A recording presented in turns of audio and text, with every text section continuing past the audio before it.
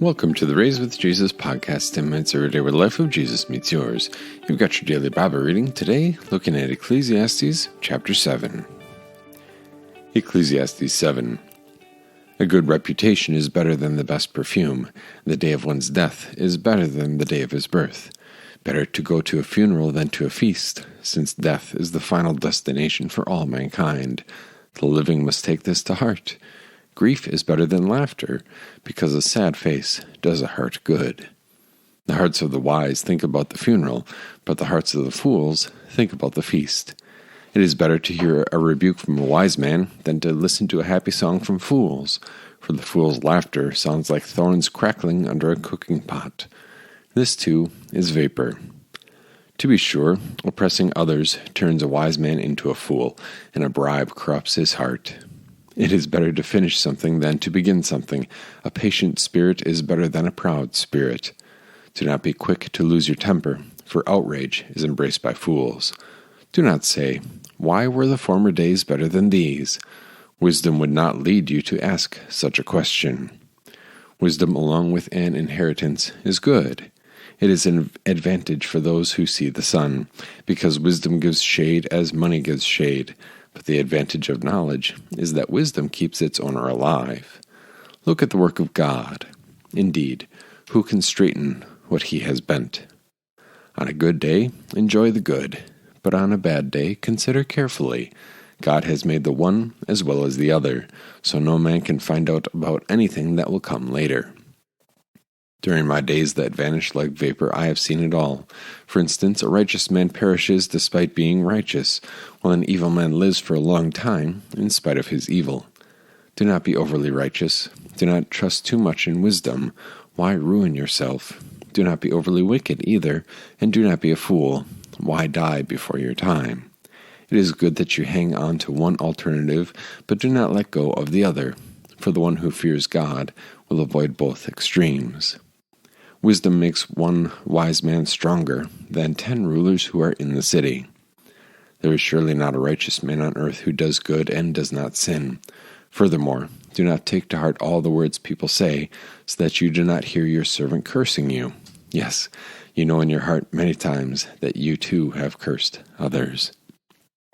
All this I tested with wisdom. I said, I will be wise, but it was out of reach for me. What has happened already is out of reach, and deeper than deep. Who can find it? I turned my heart to know, to investigate and to seek wisdom, and to find out how things fit together, and to know that wickedness is foolishness, and stupidity is madness. I kept finding out that a woman whose heart is a trap is more bitter than death. Her heart is a hunter's net. Her hands are chains. The man whom God recognizes as good will escape from her, but the sinner gets trapped by her. Look, says Ecclesiastes, this is what I found by adding one thing to another in my attempts to find how things fit together. This is something my soul keeps seeking but has not found. 1 man out of 1,000 I have found, but a woman among all these I have not found. Look, I have only found this. I have found that God made mankind upright, but they have gone off looking for many schemes. This is the word of our God. In this chapter, Solomon kind of talks about what we might consider New Year's resolutions, and as he does so, he also considers the proverbial saying that power corrupts, and absolute power corrupts absolutely.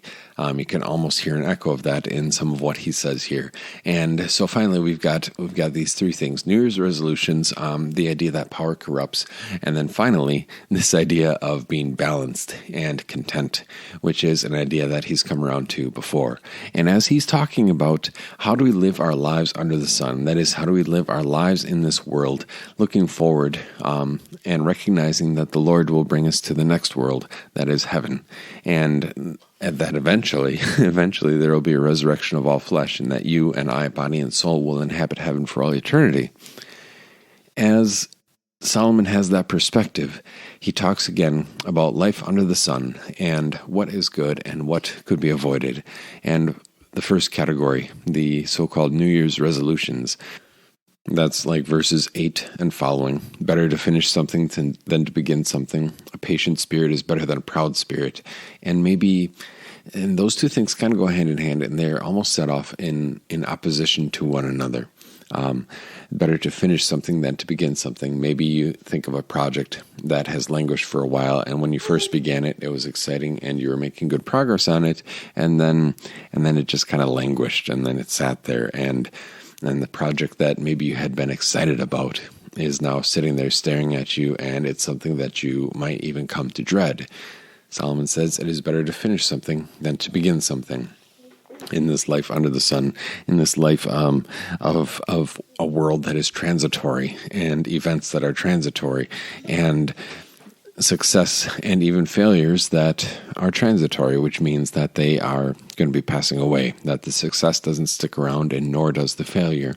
Solomon says it is better to finish something than to begin something. And kind of together with that, or as the second half of verse 8, that you throw into that pot in your mind as you're kind of stirring it around and you let it simmer together for a little bit. What could be the connection here between being a patient spirit better than a proud spirit? Well, maybe it's similar to the pride of the rabbit in that famous tale, the tortoise and the hare, the rabbit who is proud and the rabbit who gets off to a quick start but does not have the diligence to finish.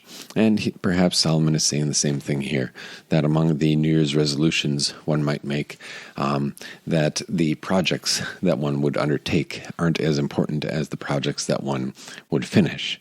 And so it's just kind of this general observation that for people living under the sun, it is better to finish something, that there's more satisfaction and gratification in finishing something than beginning something else. And just an observation that life in this world is passing, and even the progress that we make and the progress that we plan and the plans that we have are not going to be lasting forever. So then secondly, the second kind of category that he talks about, especially in this chapter, is this idea of power corrupts. And he has that in verse 7. And I think that's where his comments related to women at the end of this chapter really fall. He's not talking about godly women. He's talking about women who would use their persuasiveness or their attractiveness for their own personal gain. We're talking about the ungodly who would manipulate others and work their way into a position of power or influence on the basis of their attractiveness, or fill in the blank. It's a common trope in probably soap operas, certainly in politics, and those two are sometimes one and the same, it seems. And then also in movies, that here's this person, this woman who wants to lead somebody astray or wants to get something out of somebody else. And that's a very powerful thing. But where he kind of goes with that, and that kind of falls under the somewhat more broad category, that power corrupts. And verse 7 would be a good example of that. To be sure, oppressing others turns a wise man into a fool, and a bribe corrupts his heart.